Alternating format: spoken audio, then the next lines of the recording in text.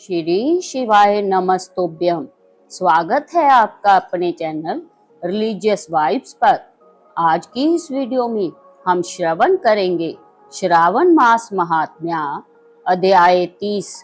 भगवान शंकर बोले, हे सनत कुमार, श्रावण मास का जो महात्म्य मैंने तुम्हें बताया है, यदि कोई 100 वर्ष तक उसका वर्णन करता रहे तो भी वह पूरी तरह नहीं कह सकता। सती ने दक्ष प्रजापति के यज्ञ में अपने शरीर का होम करने के बाद हिमालय की पुत्री के रूप में पैदा होकर इसी श्रावण मास का सेवन किया था, जिसके कारण उसने मुझे पति रूप में प्राप्त किया है। इसलिए यह महीना मुझे बहुत प्रिय है। इस महीने की यह विशेषता है कि इसमें ना अधिक ठंड पड़ती है और ना अधिक गर्मी पड़ती है। इस माह में राजा और प्रजा दोनों को अपने शरीर में वैदिक मंत्रों द्वारा सफेद भस्म लगानी चाहिए। जहाँ जल मिश्रित 12 त्रिपुंड, मस्तक, छाती, नाभि, दोनों बाहु, दोनों कोहनी, दोनों कलाई, सिर, कंठ और पीठ में मांस तोके इस मंत्र को धारण करते हैं। सदो जाता आदि इससे जहाँ षड अक्षर मंत्र से सर्वांग में भस्म लगानी चाहिए। शरीर में 108 रुद्राक्षों को धारण करना चाहिए।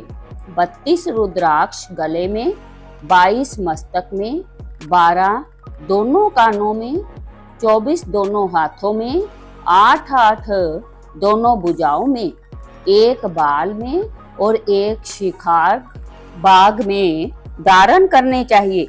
पंचाक्षरी मंत्र ओम नमः शिवाय का जाप करना चाहिए। श्रावण मास को मेरा प्रिय मास जानकर इस मास में मेरी तथा केशव की पूजा करनी चाहिए। मुझे इस महीने में कृष्ण जन्माष्टमी अधिक प्रिय है। इसी दिन देवकी के गर्भ से श्री कृष्ण का जन्म हुआ था। सनत कुमार, मैंने तुमसे श्रावण महीने का लेश मात्र महात्म्य कहा है।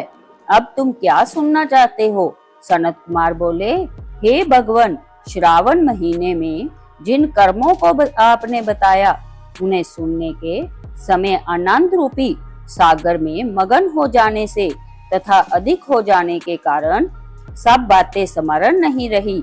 हे नाथ, तथ्य रूप से आप सुनाए, जिससे क्रम से पता चले तथा मैं भक्ति पूर्वक ग्रहण कर सकूं। भगवान सदाशिव बोले, समाहित हो, शुभ अनुक्रमणिका सुनो। शौनक ऋषि का पूरा प्रश्न है, अनंतर सूत जी का उत्तर है। सुनने वालों के गुणों की कथा, तुम्हारे प्रश्न और श्रावण मास की तथा श्रावण की स्तुति। हे मुनि श्रेष्ठ, फिर सविस्तार तुम्हारा प्रश्न हुआ। तुम्हारे द्वारा मेरी स्तुति, नाम, निर्वचन आदि सहित हुई।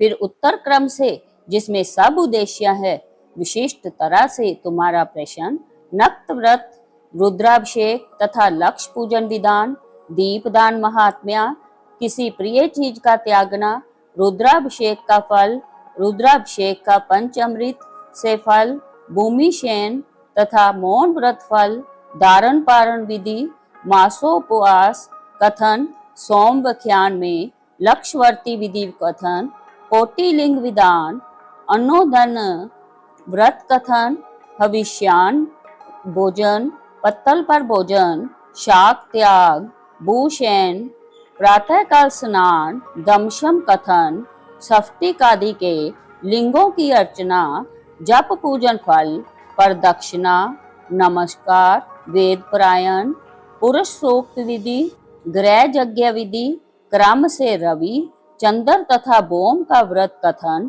बुध और गुरु व्रत, शुक्र के दिन जीवंत का व्रत, शनि के दिन नृसिंह व्रत, शनि, हनुमान और पीपल व्रत कथन, रोटक व्रत तथा अदुम्बर व्रत महात्म्य, स्वर्ण गौरी तथा दुर्वा गणपति व्रत कथन, पंचमी में नाग व्रत, षष्ठी को सुपोदन, सप्तमी को शीतला व्रत तथा पवित्रारोपण विधि, नवमी को दुर्गा कुमारी पूजा, दशमी को आशा व्रत, एकादशी द्वय व्रत, द्वादशी विष्णु प्रीत्यार्थ पवित्रारोपण, पूर्णिमा को उपाकर्म उत्सर्ग तथा श्रावणी कर्म विधि, सर्प बलि, हयग्रीव जयंती महोत्सव, सभादीप, रक्षाबंधन तथा गजानन का संकट नाशन व्रत, कृष्ण जन्माष्टमी व्रत एवं कथा विधि, पिठोर व्रत, पोला संज्ञक,